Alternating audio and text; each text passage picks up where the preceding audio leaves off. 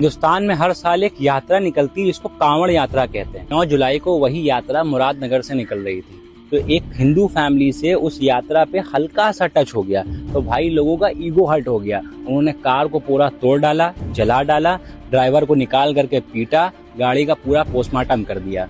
एक ढाबे वाले ने उनसे पैसे मांगे तो उल्टा इल्जाम लगा दिया कि तुम लोगों ने हमें अंडा खिलाया और ढाबे के अंदर तोड़ताड़ कर। उसके 2 दिन के बाद हरिद्वार के अंदर एक मुस्लिम फैमिली रॉन्ग लेन में थोड़ा सा आ गई, तो भैया फिर भक्तों का ईगो हर्ट हो गया और उन्होंने कार से लोगों को निकाल के रोड पे घसीटा, गाड़ी पूरी तोड़ डाली और चिल्लाया हर हर महादेव। सवाल ये है कि आस्था के नाम पे जो मनमर्जी करते हैं, इनके लिए कोई नया नियम बनेगा, कोई नया कानून बनेगा, मीडिया इसको अपने चैनल पे दिखाएगी, कोई इसके ऊपर कार्रवाई होगी, या ये अपनी मनमर्जी से जिसके चाहेंगे ढाबे तोड़ेंगे, जिसको चाहेंगे गाड़ी से निकाल के मारेंगे, जिसकी चाहेंगे कार जला देंगे। जैसे मुसलमानों से ईद और बकरीद में कहा जाता है कि रोड चलने के लिए होती है, नमाज पढ़ने के लिए नहीं, और अगर 5 मिनट भी नमाज पढ़ते हुए वहाँ पर आप लोग दिख गए तो आपका पासपोर्ट कैंसिल कर दिया जाएगा।